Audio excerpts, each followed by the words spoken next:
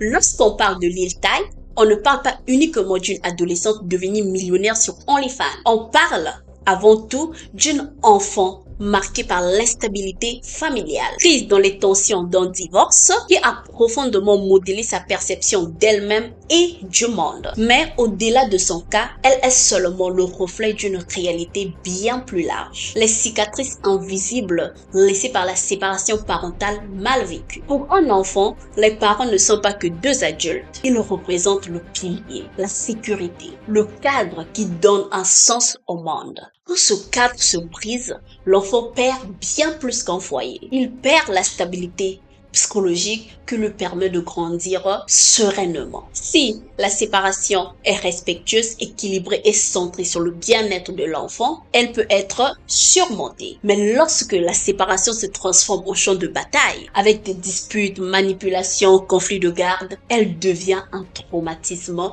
silencieux. L'enfant n'a pas les outils pour comprendre. Alors l'enfant éternalise. L'enfant croit que c'est sa faute, qu'il doit choisir entre papa et maman, ou qui doit prouver sa valeur pour mériter de l'amour. Dans le cas de Lil Tay, cette faille semble avoir été comblée par l'exposition médiatique. Si ses parents n'arrivaient pas à lui donner une reconnaissance stable, alors le monde entier pouvait jouer ce rôle. Les likes, les vues se sont transformés en substitut d'amour parental. Il faut comprendre une chose cruciale. Un enfant ne passe pas à autre chose après une séparation violente. Il construit son identité autour de cette douleur. L'abandon devient un prisme à travers lequel il regarde toutes ses relations, toutes ses décisions. C'est comme une cicatrice invisible. Certains vont développer une obsession de plaire, d'autres une peur panique d'être rejeté. Dans les deux cas, l'enfant ne vit plus pour lui-même, mais pour éviter de vivre ce vide originel. Et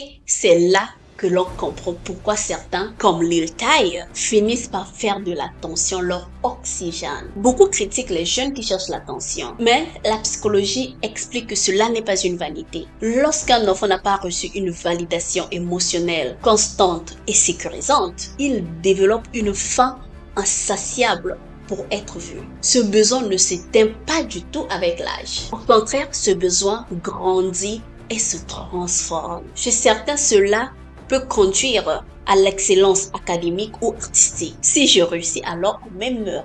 Chez d'autres, cela se traduit par la provocation, le choc et l'exhibition. Pour Lil Tay, c'était l'excès, la richesse mise en scène, puis aujourd'hui, l'utilisation de son corps comme monnaie d'attention à travers OnlyFans. Pour ceux qui ne connaissent pas OnlyFans, c'est un peu comme Instagram, mais sans filtre. Disons qu'au lieu de montrer son chat ou son assiette, on montre beaucoup plus de choses personnelles. C'est une plateforme d'abonnement payante où des fans accèdent à du contenu exclusif, souvent intime, parfois explicite. Et contrairement à YouTube, pas de pub, pas d'algorithme. C'est direct, cash littéralement. Lil Tay a ouvert son compte dès ses 18 ans.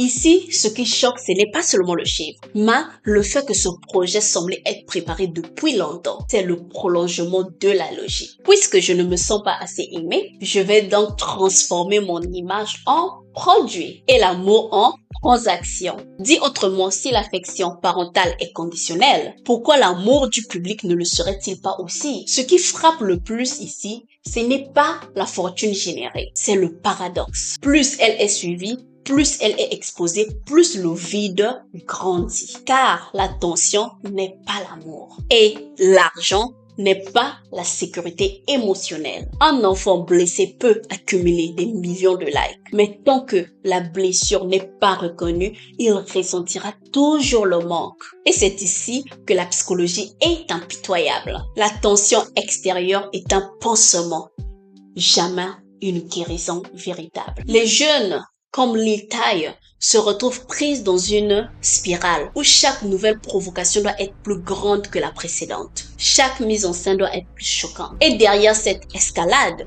il n'y a qu'un cri. Regardez-moi, validez-moi, aimez-moi. Ce que relève le cas de Lil Tay, c'est que le divorce n'est pas seulement une affaire de couple. C'est un événement qui peut modeler à vie la psychologie de l'enfant. Les recherches en psychologie de développement sont claires. Sentiment d'insécurité affective. L'enfant ne sait plus si l'amour est stable ou conditionnel. Problèmes d'identité. Qui suis-je si mes parents eux-mêmes n'ont pas réussi à créer un foyer stable? Hyper-indépendance ou dépendance excessive. Soit l'enfant apprend trop tôt à se développer seul, soit il devient dépendant de l'approbation extérieure. Difficulté à gérer les émotions. Colère, anxiété et la peur d'être abandonné devient les traits dominants. Et tout cela influence directement les choix de vie à l'adolescence et à l'âge adulte. L'enfant cherche à tout prix les moyens de compenser, parfois dans l'art, parfois dans le succès, mais aussi parfois dans l'excès ou dans l'autodestruction. La leçon ici, c'est que il est essentiel